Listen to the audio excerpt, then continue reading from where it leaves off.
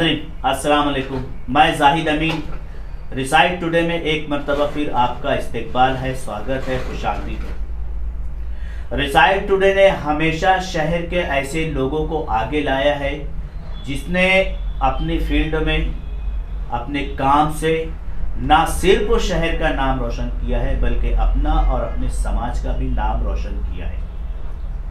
आज हमारे दरमियान एक ऐसी शख्सियत मौजूद है जिन्होंने बहुत ही अछूते टॉपिक पर पीएचडी की डिग्री हासिल की है। आइए हम उनसे मुलाकात करें। उससे पहले मैं आपको बता दूं कि हमारा मालेगांव शहर जो है बुनकरों का शहर कहलाता है और बुनकर का रिश्ता कहीं ना कहीं कपास से जुड़ा हुआ है और कपास चुनने वाले या बनाने वाले या कपास से सीध अलग करने वाले भी एक अपना समाज है, एक अपनी पहचान रखते हैं और उन्हें हम या तो मंसूरी या तो पिंजारी समाज के नाम से जानते हैं। तो आइए हम उसी समाज से जिन्हें आमतौर पर बिछड़ा वह समझा जाता है, जाना जाता है, पसमानदा समाज माना जाता है, उसी में से एक ऐसी शख्सियत ने पीएचडी की डिग्री हासिल की है जिसके लिए ना सिर्फ समाज के लोग भी बड़े खुश हैं और वो चाहते हैं कि ऐसे और भी बहुत से हीरे हैं जो आज उसी रोई के गाले में छुपे हुए हैं। जी हाँ नाज़रीन, आज मेरे साथ मौजूद हैं सलीम अब्दुल रज़ाक पिंजारी। जनाब मालेगांव शहर से 16-17 किलोमीटर दूर कुकाने गांव में Kukane arts and science commerce college में वाइस प्रिंसिपल की हैसियत रखते हैं और साथ ही साथ आपका जो है हिस्ट्री पर बड़ा ही कमांड हासिल है और हिस्ट्री सब्जेक्ट को पढ़ाते हैं। तो मैं आपको बता दूं सलीम पिंजारी सर जिन्होंने इस टॉपिक पर जिसका मैं आपके पास जिक्र कर रहा हूं, खानदेशातील सुती वस्त्र उद्योग आणि पिंजारी जात व्यावसायिक समूह 1854 से लेकर 1994 एक ऐतिहासिक अभ्यास। इस उन्वान पर यानी खानदेश में कपास उद्योग के ताल्लुक से पिंजारी समाज का क्या रोल रहा है उस ताल्लुक से आपसे हम बात करेंगे। तो सलीम सर, सबसे पहले आपका रिसाइड टुडे में आपका इस्तकबाल है और हम रिसाइड टुडे टीम जो है आपको इतनी बड़ी उपलब्धि हासिल करने पर बहुत बहुत मुबारकबाद पेश करते हैं। शुक्रिया। अस्सलाम वालेकुम। मैं चाहूँगा कि आपकी जो एक स्टोरी जो हमने बात आपसे की है तो उसमें बड़ी दिलचस्प स्टोरी आई है, तो हम पहले चाहेंगे कि आप हमारे नाज़रीन को जो है आप अपना इंट्रोडक्शन पेश कीजिए, शॉर्ट लेकिन स्वीट। अस्सलाम वालेकुम, मैं सलीम पिंजारी। अभी जो सब्जेक्ट की बात हो रही है तकरीबन आज से 12 साल पहले मैंने पीएचडी के लिए रजिस्ट्रेशन किया था और दिसंबर की 4 तारीख को मेरा फाइनल वाइवा हुआ और मुझे डिग्री अवार्ड हुई। लेकिन ये जो 12 साल है, इन 12 सालों से भी आगे तक मुझे ये काम करना पड़ा है। तो मेरी जो परवरिश हुई है, मैं मालेगांव का ही बाशिंदा हूँ। जाफ़रनगर में मेरी पैदाइश हुई। 4th क्लास तक मैं जाफ़रनगर में ही था और जाफ़रनगर से देवी का मल्ला जो है वहाँ पर पहले सीताराम महाजन की एक स्कूल थी, वहाँ पर मैं 4th तक पढ़ा मराठी मीडियम से, बाकी मेरे साथियों के साथ जाफ़रनगर के। उसके बाद 94 का दंगा हुआ और उस पीरियड में हम लोग माइग्रेंट होकर दुलिया चले गए। 1-1.5 महीना वहाँ रहे। वहाँ से आने के बाद फिर मैं साइना में रहा। तो एक नॉन मुस्लिम फैमिली थी जिनकी तरफ मैं 2 साल तक रहा। उनके वहाँ पर मेरी फैमिली जाफ़रनगर में रहती थी लेकिन मैं वहाँ पर स्कूल पढ़ रहा था, तो 5वीं कक्षा तक मैं वहाँ पर पढ़ा। उसके बाद फिर हमारी फैमिली जो है वो सोएगांव में शिफ्ट हो गई और 6ठी क्लास से लेकर तो बीए ख़त्म होने तक मेरी पूरी जो तालीम हुई वो केबेज हाई स्कूल और बाजू में जो एमएजी कॉलेज था उसका जूनियर कॉलेज और सीनियर कॉलेज में। तो मैंने 1997 तक मैंने बीए की डिग्री हासिल की थी ज्योग्राफी से और उसके बाद मैं 98 से लेकर तो 2000 तक मैंने मतलब माली हालात कमज़ोर होने की वजह से एजुकेशन छोड़ दिया था और मैं एक सुपरवाइज़र बोलकर कंस्ट्रक्शन कंपनी में काम के लिए लग गया था। तो उसी दरमियान में मैं थोड़ा कंप्यूटर सीखने की कोशिश किया। मतलब जो खाने का टाइम मिलता था मुझे 2 घंटा, उसमें से 1 घंटा मैं खाने के लिए देता था और 1 घंटे में मैं कंप्यूटर क्लास करता था। तब उसी काम के दरमियान में तो एक संतोष पवार सर बोल के थे, बी प्रॉम्प्ट कंप्यूटर इंस्टीट्यूट चलाते थे। तो उनसे मुलाकात हुई। उन्होंने कहा कि तुम आगे पढ़ना चाहिए। मैं बोला नहीं, मेरी माली हालत इतनी मजबूत नहीं है कि मैं पढ़ सकूँ आगे। तो बोले ठीक है, सिर्फ तुम्हें एडमिशन मैं दिलवा दूंगा, लेकिन बाकी का खर्चा तुमको उठाना पड़ेगा। और उस शख्स ने मुझे पूना लेकर गए। एक बार सिर्फ पूना यूनिवर्सिटी दिखवाई और पूना यूनिवर्सिटी जाने के बाद मैंने ये तय कर लिया था, मतलब मुझे पता नहीं था क्या करना क्या नहीं, पर मैंने ये तय कर लिया था कि वहाँ की जयकर लाइब्रेरी देखने के बाद वो हज़ारों किताबें देखी और मैं बोला कि नहीं, अपना करियर यहीं होगा। और मैं उसी दिन डिसाइड किया, मतलब 2000 में मैंने डिसाइड किया कि मुझे कुछ भी हो, मुझे साइंटिस्ट बनना है। क्योंकि मैं तो आर्ट्स फैकल्टी से था, साइंटिस्ट नहीं पर सोशल साइंटिस्ट तो बन सकता हूँ मैं, और पीएचडी मुझे यहाँ से करनी है किसी भी हालत में। और ये सोचकर फिर मैंने वहाँ पर एडमिशन डाला। ज्योग्राफी था, ज्योग्राफी के लिए मेरा नंबर भी लगा, लेकिन वो एसपी कॉलेज में लगा पूना के, और मुझे पूना यूनिवर्सिटी चाहिए थी। तो मैंने वो एडमिशन कैंसिल करके हिस्ट्री डिपार्टमेंट में एडमिशन लिया एमए के लिए, और एमए किया। एमए करने के बाद 2006 में मैंने एमफिल कंप्लीट किया। उसी दरमियान में मैंने वापस बीए टू बीए मतलब हिस्ट्री में बीए किया, और 2013 में मैं सेट पास हुआ। उसके बाद मैंने 10 में रजिस्ट्रेशन किया था पीएचडी का, और वो रजिस्ट्रेशन 2010 से लेकर तो अभी 2022 के दिसंबर के 4 तारीख तक वाइवा होने तक मैं यूनिवर्सिटी का स्टूडेंट था, और आज आपके सामने हूँ।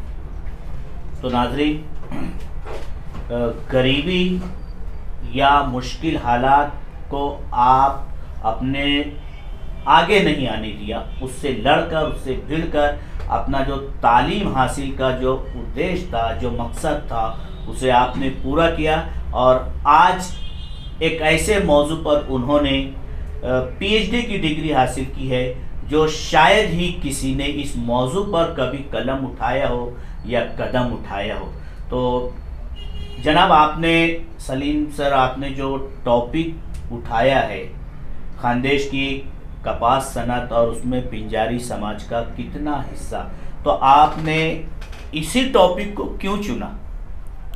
पहली बात तो मैं खुद मेरा इंस्पायरेशन हूँ, क्योंकि मैं जिस हालात से यहाँ तक आया, तो वो हालात मतलब एक पिंजारी कम्युनिटी को किस हद तक ये सहना पड़ रहा है कि एजुकेशन भी कंप्लीट नहीं हो सकता है। क्योंकि मेरा सारा एजुकेशन ये जिसे कह सकते हैं हम कि गवर्नमेंट की रहमो करम पर है। मतलब जो फेलोशिप मिली मेरे को या स्कॉलरशिप मिली, उसी के बेस पर मैं यहाँ तक पहुँचा। तो इसलिए मुझे कहीं ना कहीं लगता था ये कि मेरी कम्युनिटी में ऐसा ये क्यों नहीं है कि बच्चे आगे जाके पढ़ क्यों नहीं सकते, या मेरी कम्युनिटी के बारे में कुछ हिस्ट्री मेरे को क्यों पता नहीं है, क्योंकि कुछ लिखा ही नहीं है। और लिखा इसलिए नहीं क्योंकि लोगों ने पढ़ा ही नहीं है, ये एक बात थी। दूसरी बात ये थी कि अगर हमारी कम्युनिटी की तय तक अगर हम नहीं जाएंगे तो हमें पता नहीं चलेगा कि हमने पास में क्या किया है।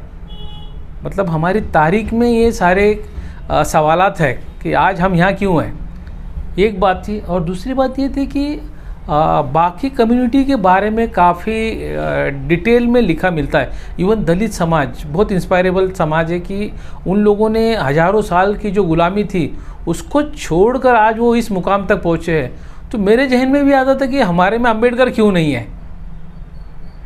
तो वो उस तय तक जाने के लिए मैंने सोचा कि क्यों नहीं हम लोग पिंजारी कम्युनिटी को ही टारगेट करते हैं कि उनका हिस्ट्री अगर मालूम पड़ा तो बहुत सारे सवालात जो है उसके जवाबात मिल सकते हैं। और दूसरा ये कि मेरी जो तालीम हुई यूनिवर्सिटी में, तो मैंने एमफिल किया था।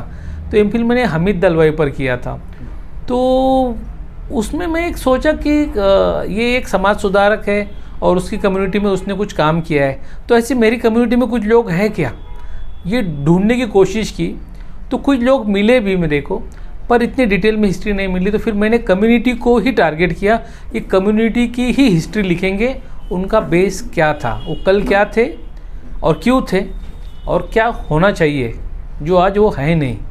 तो ये टॉपिक लेने का बहुत बड़ा मकसद था मेरा कि मुझे जानबूझकर इस टॉपिक को लेना पड़ा ताकि मेरी सोसाइटी के बारे में मुझे लिख सकूं मैं।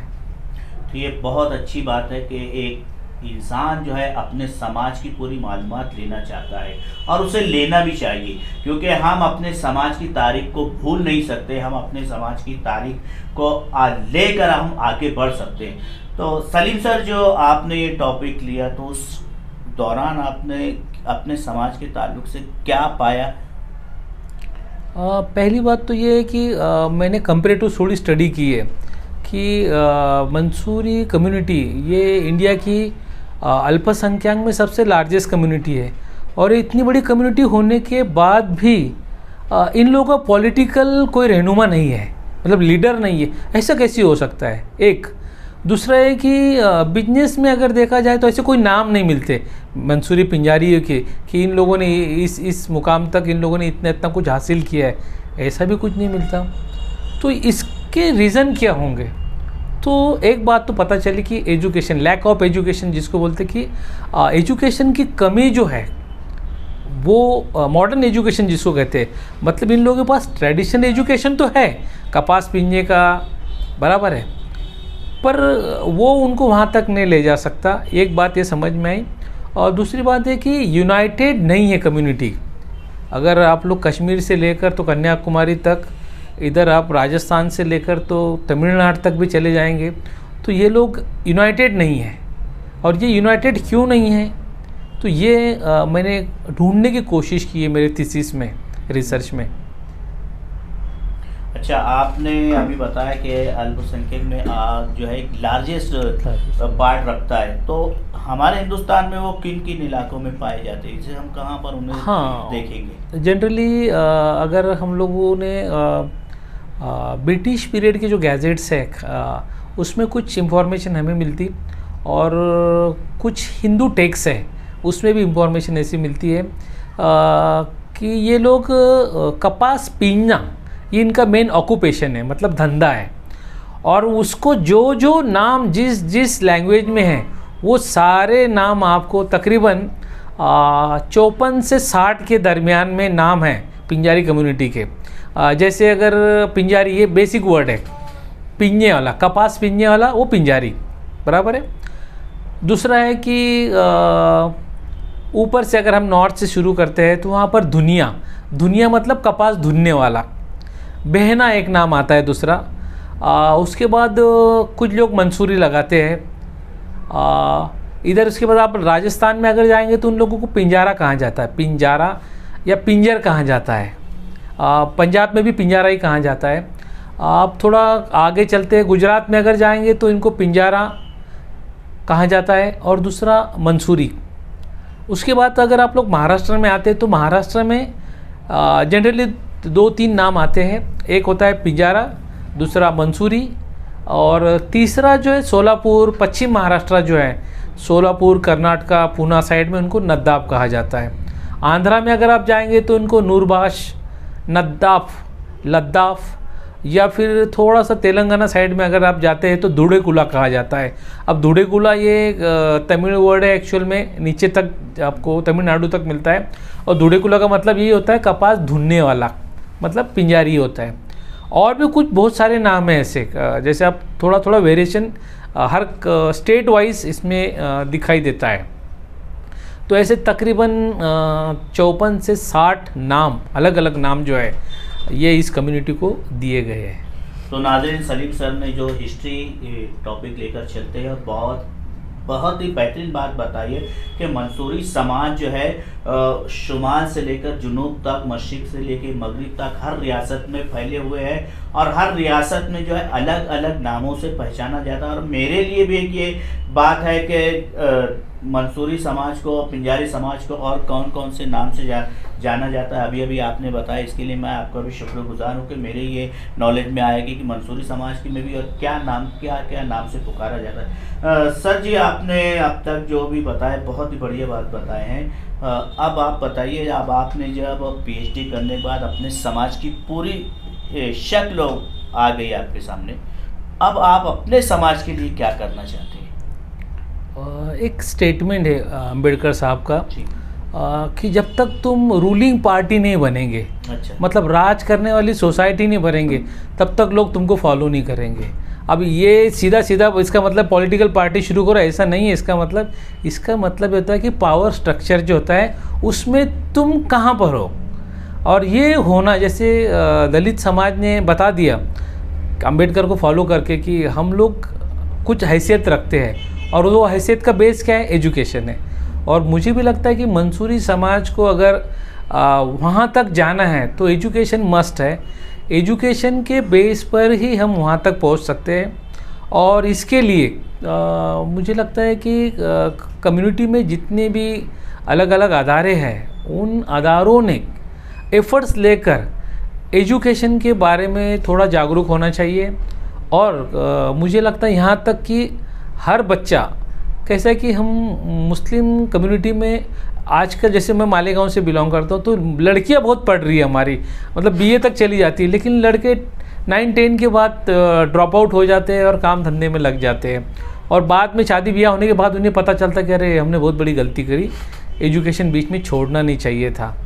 तो ये जो ड्रॉप आउट है, ये ड्रॉप आउट अगर रुक गया और वो अगर डिग्री तक, मतलब पोस्ट ग्रेजुएशन तक अगर वो जाता है, तो बहुत सारे मसले हल हो सकते हैं। और दूसरा एक है कि मंसूरी समाज में अभी जैसे मुझे जो दिक्कत आई, सबसे बड़ी दिक्कत जो आई है वो ये है कि इकोनॉमिकल फैक्टर्स, मतलब मेरे में चाहत थी पढ़ने की, पर इकोनॉमिकल फैक्टर इतने कमज़ोर थे कि मैं चाह कर भी साइंस नहीं ले सका।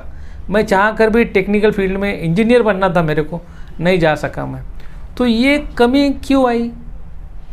एक स्टेटमेंट है गाड़गे महाराज का, वो कहते कि घर के बर्तन बेचो लेकिन बच्चों को पढ़ाओ।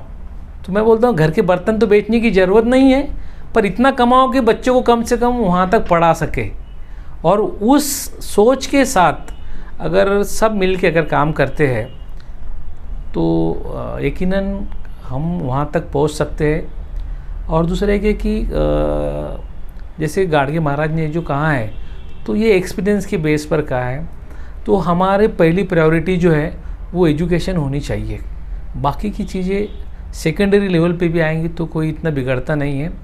और मैं भी वही चाहता हूँ, इसलिए मैंने भी जब मैं पूना में था तो मुझे सिर्फ 1500 रुपये स्टाइपेंड मिलता था महीने का।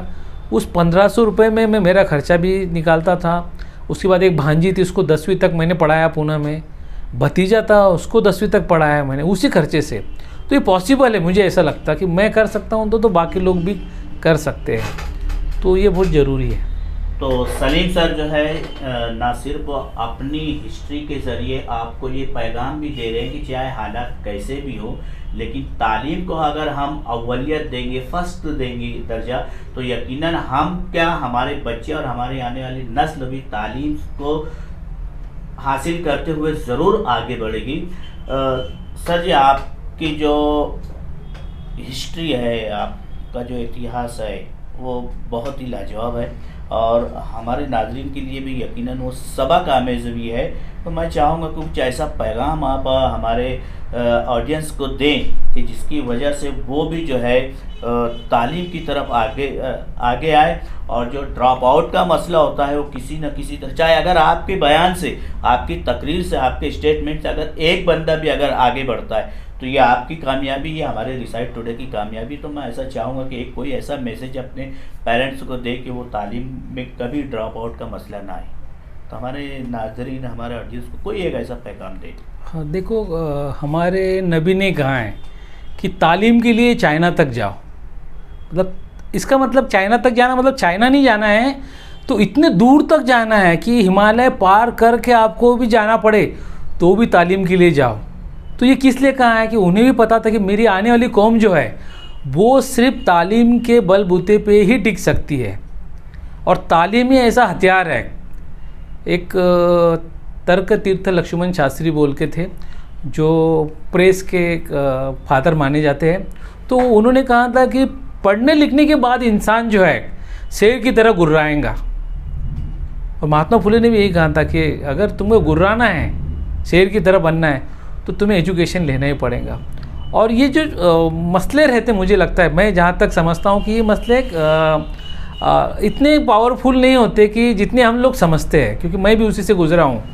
अगर मेरे माँ बाप लोग ने नहीं चाहा होता तो मैं भी नहीं पहुँच सकता था वहाँ तक, क्योंकि मेरे माँ बाप लोग तो भाजी पाला बेचते थे, अब्बा लूम चलाते थे, फिर भी उन लोगों ने कर्जा वर्जा निकाल कर मुझे पढ़ाया। तो हम भी हमारे बच्चों को, ठीक है कि PhD यहाँ तक पहुँचना तो पॉसिबल नहीं हो सकता, लेकिन कम से कम ग्रेजुएशन तक तो हम पहुँच सकते हैं। और मैं कहता हूँ कि लड़की हो या लड़का हो, ग्रेजुएशन टारगेट रखना ही चाहिए, और किसी भी हालात में। और इसके लिए बहुत ज़्यादा खर्चा नहीं लगता, क्योंकि मैं भी इससे गुजर चुका हूँ। तो खर्चा ऐसा है कि हफ्ते में तुम जो भी कमा रहे उसका 10% अगर सिर्फ आप लोगों ने एजुकेशन के लिए निकाला, सिर्फ 10%, मतलब 100 रुपये कमा रहे तो 10 रुपये भी अगर आपने हफ्ते में निकाले अपने बच्चों के नाम से, तो मुझे नहीं लगता कि वो बच्चा ग्रेजुएशन नहीं हो सकता। वो बच्चा ग्रेजुएशन होगा सिर्फ 10% पे। तो ये बहुत बड़ी बात है कि मैं लूम चलाता हूँ और मेरे खाने पकाने के मसले इतने हैं, ऐसा नहीं हो सकता। तो ठीक है कि आप बहुत अच्छा एजुकेशन नहीं ले सकते, लेकिन जो है वो तो ले सकते हैं, और ये बहुत बड़ी बात है। और मालेगांव, अगर मालेगांव के लिए मैसेज की बात है, तो मालेगांव मेरे हिसाब से सच्चर कमेटी के नियम आयोग के हिसाब से सबसे ज़्यादा बैचलर लोग मालेगांव में इंडिया में। तो क्यों नहीं उसमें हमारा भी एक लड़का हो? सिर्फ इतनी अगर सोच है तो मुझे लगता है कि मालेगांव का जो कुछ निगेटिव कैरेक्टर बताया जाता तो वो पॉजिटिव बन जाएगा, और दुनिया में हो सकता है कि सबसे अल्पसंख्यक कम्युनिटी के अंदर, माइनॉरिटी कम्युनिटी के अंदर सबसे ज़्यादा बैचलर लोगों का गांव बोल के मालेगांव पहचाना जाए। और मैं भी वही चाहता हूँ, और उसके लिए जो भी हेल्प लगती है किसी भी लेवल की, तो वो उसके लिए कम्युनिटी भी तैयार है। हमारे जैसे जो पढ़े लिखे लोग हैं वो भी तैयार है, आप मदद भी कर सकते हैं। या कुछ फंडिंग की बात आती है, तो अगर बच्चे सही में उतने मतलब करने के लायक है तो उनके लिए फंडिंग भी मिल जाती है। क्योंकि मुझे तो नॉन मुस्लिम आदमी ने पढ़ाया, तो अपनी कम्युनिटी भी हेल्प कर सकती है। हमें बहुत खुशी हुई कि हमारी समाज के जो है वो बहुत पढ़े लिखे के, हमारे लोग पढ़े लिखे बहुत कम है, लेकिन हमें बहुत खुशी हुई कि इन्होंने पढ़ लिख कर जो हमारे लिए फ़ख्र की बात महसूस किया है। मालेगांव शहर के सलीम मंसूरी साहब ने जो PhD हासिल किए, वो सिर्फ मालेगांव शहर के लिए, नासिक ज़िले में भी उनका नाम हुआ है। और मालेगांव मंसूरी पिंजारी समाज के जो जिम्मेदार हैं सब खुश है। और ऐसे अगर कोई बच्चे आगे बढ़ते हैं तो हमारा मालेगांव मंसूरी पिंजारी समाज जो है उसके लिए, उसके साथ खड़ा रहेगा। इस ताल्लुक़ से मैं ये कहना चाहूँगा कि पहले की बनिस्बत, यानी हिंदुस्तान जब आज़ाद हुआ, जबकि अगर हम बात करें और जबकि अगर हम जो तारीख़ देखें और आज की तारीख़ देखें, तो खुशी भी होती है कि उस वक्त जो मतलब कहना चाहिए कि जो मीडिया था और आज का जो प्रिंट और इलेक्ट्रॉनिक मीडिया तक जैसे तरक्की हो चुकी है, टेक्नोलॉजी का वक्त आ चुका है, तो इस दौरान जो ये ड्यूरेशन में एजुकेशन का ग्राफ बहुत बढ़ा हुआ है, बहुत बढ़ा हुआ है अगर हम डीप में स्टडी करें। मगर फिर भी हमको यहाँ पर इन्हें मुत्तफिक नहीं होना चाहिए, इत्मीनान हमको नहीं होना चाहिए, क्योंकि आज भी अलग अलग कम्युनिटीज़ में अलग अलग मसाइल हैं। इसी तरह मंसूरी जो कम्युनिटी है, पिंजारी, नद्दाफ़, ये जो कम्युनिटी है, इसमें भी जो है कहना चाहिए कि तालीम का ग्राफ जो है अभी भी कम ही है, मगर पहले से अच्छा है, पहले से बहुत अच्छा है। मगर आज के मुताबिक, जदीद टेक्नोलॉजी के मुताबिक, आज के हालात के हिसाब से इतनी ज़्यादा आज ज़माना तरक्की कर रहा है, उसके मुताबिक जो है अगर देखा जाए तो बहुत मेहनत की ज़रूरत है और एजुकेशन की बहुत सख्त ज़रूरत है।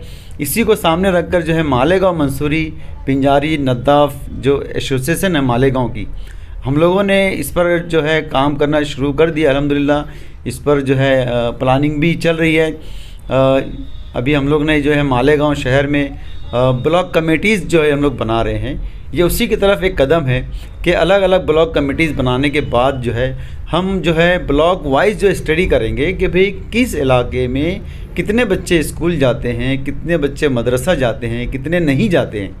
इसके स्टडी करने के बाद जो है हम ऐसे बच्चों पर जो एजुकेशन से दूर हैं और बहुत प्लानिंग के तहत इन पर हम काम करने वाले हैं, और न सिर्फ हम जो है इनको एजुकेशन में आगे ले जाएंगे बल्कि मैं जिस अदारे से जुड़ा हूँ कासमी कोचिंग क्लासेस से, वहाँ पर हम लोगों ने कासमी करियर काउंसलिंग सेंटर भी हम लोगों ने शुरू किया है, और उस पर भी जो है हम लोग ये काम कर रहे हैं कि भाई जो पेरेंट्स हैं, जो बच्चे हैं, वो ठीक एजुकेशन हासिल करने के बाद वो फ्यूचर में क्या करेंगे, कोई प्लानिंग नहीं रहती है। वालिदैन भी परेशान रहते हैं, बच्चे भी जो है वो तय नहीं कर पाते कि मुझे क्या करना है। तो उनके लिए भी जो है जो करियर काउंसलर्स हैं, करियर जो कहना चाहिए कि मास्टर्स हैं मालेगांव शहर में, उनकी मदद लेकर, उनको साथ में लेकर एक हम लोगों ने सेंटर बनाया है कासमी करियर काउंसलिंग सेंटर के नाम से और रोज़गार इन्फॉर्मेशन सेंटर के नाम से।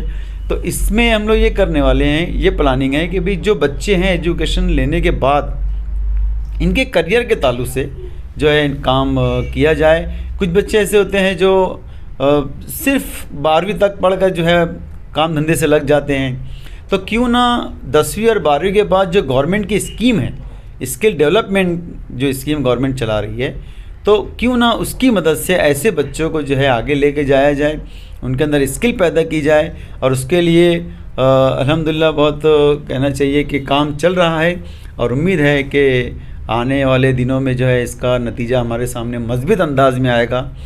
बस आखिर में मैं यही कहना चाहूँगा कि जिस तरीके से हमारे समाज का एक शख्स, एक आदमी जो है गरीबी से लेकर गरीबी से आगे बढ़ता हुआ आज जो है अल्हम्दुलिल्लाह डॉक्टरेट की डिग्री उन्होंने हासिल कर ली है, PhD उन्होंने कर लिया है, तो हमारे दूसरे जो नौजवान हैं, दूसरे जो हमारे बच्चे हैं, वो भी एजुकेशन के साथ साथ जो है वो दीनी तालीम भी साथ में हासिल करना बहुत ज़रूरी है कि हम जो है एक हाथ में जैसे कहा जाता है कि एक हाथ में कुरान और एक हाथ में जो है कंप्यूटर होना चाहिए। आज के हालात में ये दोनों चीज़ बहुत ज़रूरी है, दोनों को लेकर हमको साथ में चलना है कि हमारे बच्चे दीनदारी में भी बहुत आगे रहें, बल्कि अव्वलियत दीनदारी को ही दी जाए, और उसी के साथ साथ जो है असली तालीम पर भी हमारी तवज्जो होनी चाहिए। बस मैं इतना ही कहकर बात खत्म करता हूँ। तो ये बहुत ही बढ़िया बात है कि अगर एक समाज का एक टुकड़ा भी अगर अपने समाज की फिक्र करके आगे बढ़ता है तो यकीनन टुकड़े टुकड़े वही जो रहेंगे वो आगे बढ़ेगी। तो नदा पिंजारी समाज जो है, मंसूरी समाज जो है अपनी एक समाज की लेके फ़िक्र उठा है, तो हम उम्मीद करते हैं कि ये फ़िक्र यकीनन और इंशाअल्लाह कामयाबी के रास्ते तय करेगी। और इस आज एक सलीम है, न जाने और कितने सलीम आपके इंतज़ार में। बहुत बहुत शुक्रिया।